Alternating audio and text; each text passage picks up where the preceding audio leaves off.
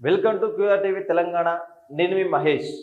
మనం ఈరోజు నమస్తే తెలంగాణ పేపర్లో చూసినట్లయితే కేటీఆర్ గారు తన నివాసంలో ప్రెస్ మీట్లో మాట్లాడినటువంటి కొన్ని అంశాలు మనం తీసుకున్నట్లయితే వచ్చేసారి ఒంటరి పోరే, బీఆర్ఎస్ ఘన విజయం ఖాయం, కాంగ్రెస్కు దక్కేది 3వ స్థానమే, డబ్బున్నోళ్ళకే కాంగ్రెస్ ప్రభుత్వ పార్టీలో పదవులని షబీర్ అలీ చెప్పింది నిజం. ఆ నెలల్లో సభ్యత్వం నమోదు పూర్తవుతుంది, త్వరలోనే సభ్యత్వ యాప్ ఏదైతే ఉందో దాన్ని తీసుకొస్తామని చెప్పి ఒక ప్రకటన చేయడం జరిగింది.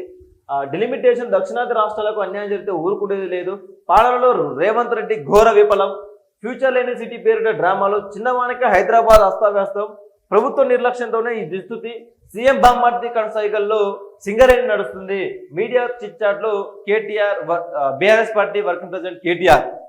ఎస్, కేటీఆర్ ఏదైతే చెప్పిందో అది వాస్తవం.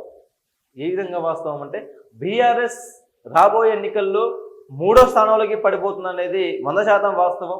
అంటే ప్రభుత్వంలో ఉన్న కాంగ్రెస్ పార్టీ 3వ స్థానంలోకి పడిపోతుందని ఏ విధంగా చెప్పగలడు కేటీఆర్? అంటే బీజేపీ బీఆర్ఎస్ కలిసే ఉన్నాయా ఇంటర్నల్గా? అంటే బీజేపీ 2వ స్థానంలోకి వస్తుంది, బీఆర్ఎస్ అధికారంలోకి వస్తుంది, లేదా బీజేపీ అధికారంలోకి వస్తుంది, లేదా బీఆర్ఎస్ సెకండ్ స్థానంలో పోతుందని చెప్పేసి క్లియర్ కట్గా కేటీఆర్ అనే పర్సన్ క్లియర్ కట్ తోటి ఉన్నాడు, ప్లాన్ తోటి. ఇంటర్నల్గా కాంగ్రెస్కి దక్కేది 3వ స్థానమే, డబ్బున్నోళ్ళకే కాంగ్రెస్ పార్టీలో పదవులనే షబీర్ అలీ చెప్పింది. అసలు బీఆర్ఎస్ ఘన విజయం, బీఆర్ఎస్ రాబోయే రోజులలో అధికారంలోకి రావాలంటే మీ మీద ఆల్రెడీ ఎన్నో కార్యకర్తలకు కావచ్చు, సమాజానికి కావచ్చు, ప్రజలకు కావచ్చు చాలా చాలా అనుమానాలు వ్యక్తమైనవి. అసలు బీఆర్ఎస్ ప్రభుత్వంలో ఉన్న వారికి బీఆర్ఎస్ రాకముందుకి, బీఆర్ఎస్ అధికారంలోకి రాకముందుకి అసలు ఏమీ లేని వీళ్ళకి ఇన్ని వందల వేల కోట్లు ఏ విధంగా వచ్చినాయండి. ఒకటి ఉన్నది, గ్రామాల్లో కూడా సర్పంచ్, ఏమీ లేని సర్పంచ్ కూడా ఫార్చునర్ కారు లేకపోతే ఇన్నోవా క్రిస్టా కారు ఈ విధంగా కొనే గ్రామాల్లో ఈ వాతావరణం నెలకొన్నది. దాని తర్వాత మీ కుటుంబ అహంకారం ఏదైతే ఉంటుందో అది ఈ వ్యక్తికి కావచ్చు, వర్కింగ్ ప్రెసిడెంట్ కావచ్చు, లేకపోతే అధినేతకు కావచ్చు, ఇంకా కొంతమందికి ఇట్లా ఈ అహంకారం ఏదైతే ఉందో మీరు ఓడిపోవడానికి నేను చెప్పిన ముందు 2 కారణాలు ఒకటైతే మీ కుటుంబ అహంకారం ఓడిపోవడానికి 100% పనిచేసింది. మీరు అహంకారం తగ్గించుకొని ప్రజలతోటి ఏదో సమస్య ఉన్నప్పుడు ప్రజల మధ్యలోకి పోయి ఏదో రోడ్ మీద రోడ్ షో చేసిపోతే ప్రజలు నమ్ముతారని కూడా మీ భ్రమ. అది రాంగ్ స్టెప్ మీది. గతంలో బీఆర్ఎస్ 2 సార్లు గెలిచిందంటే తెలంగాణ ఉద్యమం అనే పేరు చెప్పి మీరు దొంగ ఓట్లు వేయించుకొని గెలిచారు. అది అట్లా 2 సార్లు గెలిచారు. కానీ 3వసారి ఇప్పుడు మీకు రాజ్యం అప్పచెప్పాలంటే, అధికారంలోకి రావాలంటే మీరు ఏం చేయాలా? మీ అహంకారం తగ్గించుకొని ప్రజలతోటి మమేకమై ప్రజల్లో ఉన్నటువంటి సమస్యలు ఏవైతే ఉన్నాయో వాటిని పరిష్కరించే దిశగా మాట్లాడండి. అప్పుడు మీకు అధికారంలోకి వచ్చే అవకాశం ప్రజలు ఆలోచిస్తారు. అది కూడా అంతే. కానీ ఇదే అహంకారంతో ఇదేదో చిచ్చార్జ్ నవ్వితే సమాజం బాగు చేసామని అర్థం కాదు. ఇక్కడ మీరు ప్రజల సమస్యల్లోకి వెళ్ళండి. ఒకటి, పాలనలో రేవంత్ ఘోర విఫలం, బీఆర్ఎస్ విఫలమైంది కాబట్టి రేవంత్ రెడ్డికి అప్పచెప్పారు ప్రభుత్వాన్ని. ఫ్యూచర్ లేని సిటీ పేరిట డ్రామాలు.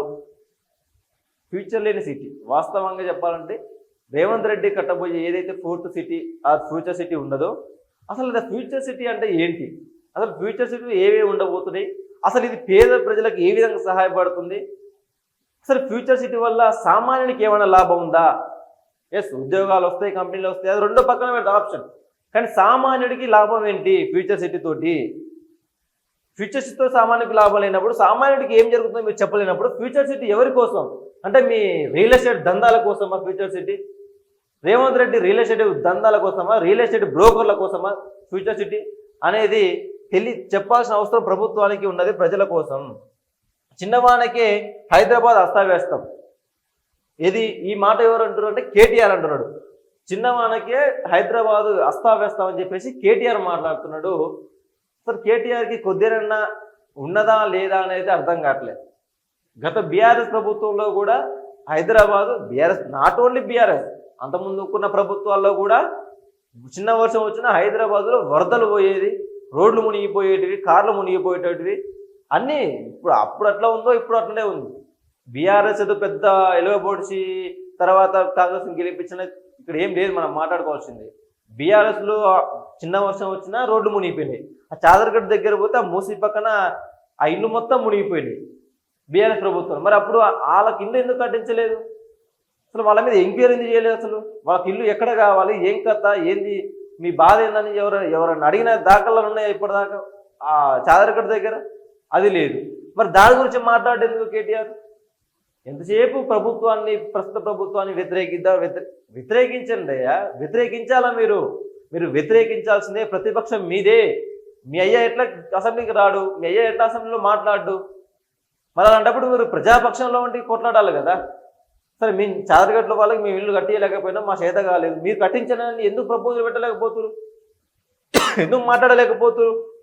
అంటే వీళ్ళు చేసింది 100% రాంగ్ పరిపాలన, కాంగ్రెస్ చేస్తుంది రాంగ్ పరిపాలన అనేది అర్థమైంది. ఈయన వాడిని తిట్టడం, ఈయన తిట్టుకోవడం, పబ్బలు కట్టుకోవడం, మళ్ళీ రాజ్యంలోకి ఎవడో కూడా రావడం. కాబట్టి వీళ్ళు మాట్లాడుకోవడంతో ఇలా చిట్చాట్ వల్ల పేపర్లోడికి డబ్బులు తప్ప సామాన్య ప్రజలకి ఎలాంటి అవసరం కూడా లేదు. ప్రభుత్వ నిర్లక్ష్యంతో ఈ దుస్థితి. సీఎం బామ్మార్ది కొనసాగల్లో సింగరేణి, సీఎం తమ్ముడు కావచ్చు, సీఎం బామ్మార్ది కావచ్చు, లేకపోతే ఇంకోటి కావచ్చు, రాజ్యం మొత్తం, అధికారం మొత్తం వాళ్ళ చేతిలో ఉన్నది. మరి మీ బీఆర్ఎస్ ప్రభుత్వం ఉన్నప్పుడు కూడా మీ కుటుంబ పాలనే కదా జరిగింది. మీ బీఆర్ఎస్ ప్రభుత్వం ఉన్నప్పుడు కేటీఆర్, హరీష్ రావు, సంతోష్ రావు, కేసీఆర్, కల్వకుంట్ల కవిత, ఈ పాలనే జరిగింది కదా. మరి అప్పుడు ఎందుకు మాట్లాడలేదు? కుటుంబ పాలనే మా చెల్లె, మా బావ, మా బామ్మార్ది, మా మీరు అప్పుడెందుకు మాట్లాడలేదు? అప్పుడు కాంగ్రెస్ కుటుంబ పాలన అన్నారు, కాంగ్రెస్ కల్వకుంట్ల కుటుంబ పాలన అన్నారు. ఇప్పుడు బీఆర్ఎస్ వాళ్ళు ఎనుముల కుటుంబ పాలన అనే కాడికి వచ్చింది. కుటుంబ పాలన చేసుకోండి, ప్రజల్లోకి ఎలాంటి అవకాశాలు ఇవ్వకండి. ప్రజలకి, పేదలకి, బీసీ ఎస్టీ వర్గాలకు ఎలాంటి అవకాశాలు ఇవ్వరు మీరు. బీసీ ఎస్టీ ప్రజలు గొర్రెల్లాగా మీకు ఓటేసి మిమ్మల్ని అధికారంలోకి తీసుకొస్తే మళ్ళీ వాళ్ళ మీదనే మీరు చేసే ఇది చేస్తున్నారు. కాబట్టి ఆలోచించాల్సింది వీళ్ళు కాదు, బీసీ ఎస్టీ ప్రజలు ఆలోచించాలా, పేద ప్రజలు, సామాన్య ప్రజలు ఆలోచించాలా. అలా ఆలోచించినంత కాలం ఈ విధంగా మోసపోతూనే ఉంటారు ప్రజలు. కాబట్టి ఈయన అధికారంలో లేనప్పుడు ఆయనని విమర్శించడం, ఆయన అధికారంలో లేనప్పుడు ఈయనని విమర్శించడం, ఇద్దరు కలిసి మళ్ళీ ఇంటర్నల్గా అడ్జస్ట్మెంట్ రాజకీయాలు చేయడం.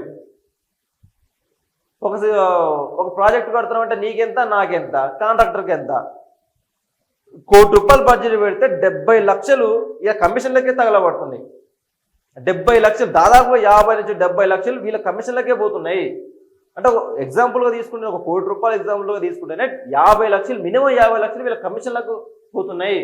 మిగతా 50 లక్షలు అక్కడ పెట్టుబడి పెడుతురా, లేకపోతే ఇంకా 70 లక్షలు, 20 లక్షలు కూడా పోతున్నాయా? కాబట్టి ఆలోచించాల్సిన అవసరం ఉన్నది. ప్రతి పౌరుడు దీని గురించి మాట్లాడాల్సిన అవసరం ఉన్నది. ప్రతి పౌరుడు తెలంగాణలో బడ్జెట్ పెడుతున్నటువంటి బడ్జెట్ ఏదైతే ఉందో ఆ బడ్జెట్ ఎంత ఉపయోగపెడుతుంది, ఎంత యూజ్ చేస్తున్నారు, ఎంత కరప్షన్ పోతుంది అనేది ప్రతి పౌరుడు ఆలోచన అవసరం ఉన్నది. కేవలం ఉద్యోగాలు అది ఇది కాదు, ఇది కూడా పట్టించుకోవాలి. ఇది పట్టించుకొని ఇది బయట తీసినప్పుడే సమాజం బాగుపడుతుంది. కాబట్టి ప్రతి పౌరుని మీద తెలంగాణ అభివృద్ధి, తెలంగాణలో ఉన్నటువంటి ప్రతి పౌరునికి, తెలంగాణ అభివృద్ధి కోరుకున్నటువంటి ప్రతి పౌరునికి కూడా వీటి మీద మాట్లాడాల్సిన అవసరం ఉన్నది.